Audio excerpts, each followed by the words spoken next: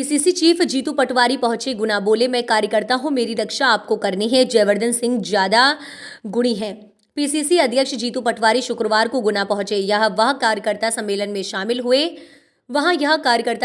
शामिल हुए। गुना पहुंचने पर कार्यकर्ताओं ने उनका स्वागत किया। कोलारस के पूर्व विधायक वीरेंद्र रघुवंशी भी उनके साथ मौजूद रहे। कार्यक्रम में बड़ी संख्या में कांग्रेस कार्यकर्ता मौजूद रहे।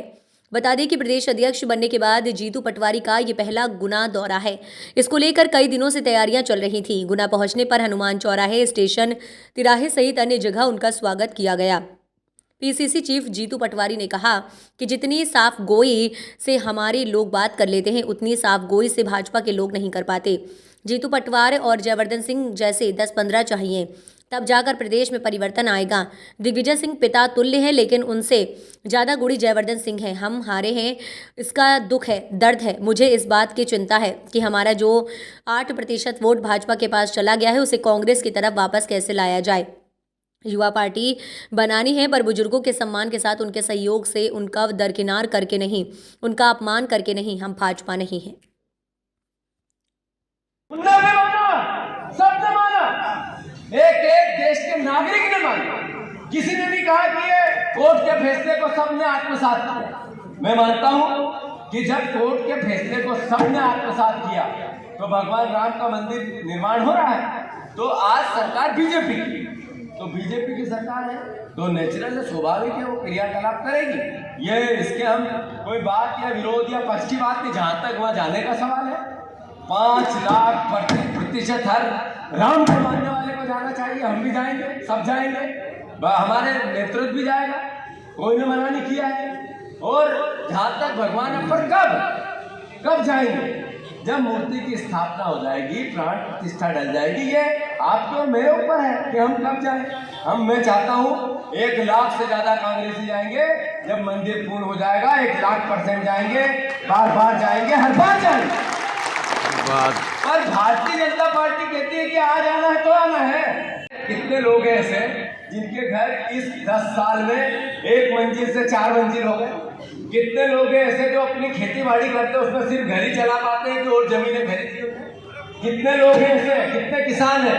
अरे खाद महंगा, बीज महंगा, लागत महंगी, किसानों की फसलों के दाम नीचे, तो ये लड़ाई विपक्ष में लड़े तो कौन लड़े? क्या है राजनीतिक दल का?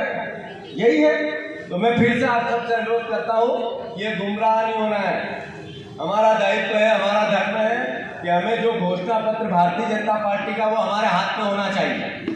और उस भारतीय जनता पार्टी के घोषणा पत्र के अनुसार हम उनको मजबूर, शिवराज भैया तो कह गया कि बहना मुझे ही वोट देना, मैं चुनाव बाद 3,000 दूंगा। अब वो बहना रह गई घर में, शिवराज जी को इन्हें भेज दिया। कितने गुमराह झूठ बोलते हैं बताओ। अरे शिवराज जी का चेहरा बताया किसी और को, शादी किसी और से कर दी, गलत है कि नहीं है? क्या बात कर रहे हो? तो मैं अनुरोध करना चाहता हूँ, हम कांग्रेसी हैं, हमने देश आजाद कराया।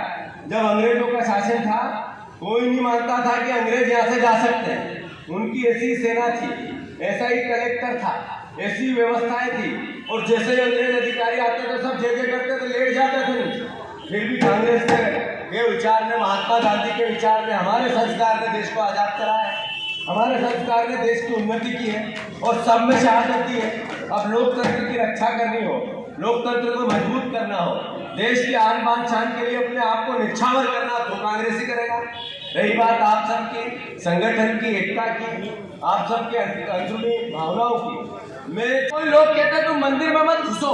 कई जगह देखते हैं, कई लोग कहते हैं कि ये अनुसूचित जाति जनजाति का आदमी मंदिर में नहीं आओगे, तो क्या न्याय है? नहीं है।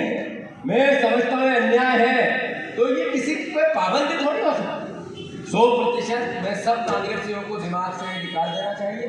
हम अयोध्या में जो राम जन्मभूमि का मंदिर है, वो सब हिंदुओं के आस्था का भाव है और हम सब वहाँ जाएंगे, समय पे जाएंगे, अपने मन से भी जाएंगे। हम कहते हैं ना, भगवान, अरे माता जी को जब बुलाना होगा बुला लेंगे, कहते हैं या नहीं कहते हैं? अब बीजेपी, चूंकि मैंने शुरू में कहा, भ्रमित करने वाली पार्टी है, धूल झोंकने वाली पार्टी है। नरेंद्र मोदी जी ये क्यों नहीं कहते कि मैंने 2 करोड़ रोजगार की बात की थी, आज तक नहीं की है? अब इसका क्या जवाब? इसकी बात क्यों नहीं की? इसकी बात क्यों नहीं की? उन्होंने कहा था बहुत हुई महंगाई की मार अब की बार मोदी सरकार। अरे पानी की ढंग की बाटल लाओ तो 100 रुपए, दूध का भाव अपने सरसों के तेल का भाव 100 रुपए, पेट्रोल का भाव 100 रुपए, डीजल का भाव 100 रुपए। पानी, पेट्रोल, डीजल, तेल एक भाव। ये अंधेर नगरी चौपट राजा नहीं है तो क्या है? अरे अंधेर नगरी चौपट राजा नहीं है तो क्या है? तो नरेंद्र मोदी, भारतीय जनता पार्टी गुमराह गया। 8 जिलों में से एक ही भावना आ रही है कार्यकर्ताओं की। वो निराश नहीं है, थोड़े दुखी जरूर है, पर एक भाव की कांग्रेस एकजुट होकर लड़ेगी, न जात पे न पात पे मोहर लगेगी। बस ये भावना जगाना चाहते हैं। जब तक ये नारा था, जब तक ये ताकत थी कांग्रेस की, ये बार बार हम नारा लगाते थे, जात पे न पात पे मोहर लगेगी हम, जब तक पंजा मजबूत था। जैसे ही हम इससे पलटे तो कमजोर हुए। सही है गलत? अरे सही है गलत? तो मैं आप सबसे अनुरोध करना चाहता हूं, फिर लोकसभा में इसी भाव पे जाना है, और ये भी अनुरोध करना चाहता हूं बहुत विनम्रता से। मैं कार्यकर्ता की भावना को जानता हूं। मैं बूथ का अध्यक्ष रहा, मैं वार्ड का अध्यक्ष रहा, मैं ब्लॉक का अध्यक्ष रहा, मैं जिला कार्यकारिणी में रहा, मैं प्रदेश की कार्यकारिणी में रहा, मैं जिला प्रदेश युवक कांग्रेस का अध्यक्ष बना, और यहाँ ऐसे चुनाव में मैं जिला पंचायत भी लड़ लिया, विधानसभा में, वो भी भावना है मेरी। मैं अनुरोध सिर्फ इस पूरी बात से ये करना है, मैं आप जैसा, मेरे में और आप में कोई अंतर नहीं, मैं आपके दर्द को जानता हूँ। मैं कार्यकर्ता की वो भावना जिससे वो दुखी होता है, इस एहसास को जीता है, और उनका सम्मान रखना मेरी ड्यूटी भी है और दायित्व भी है। पर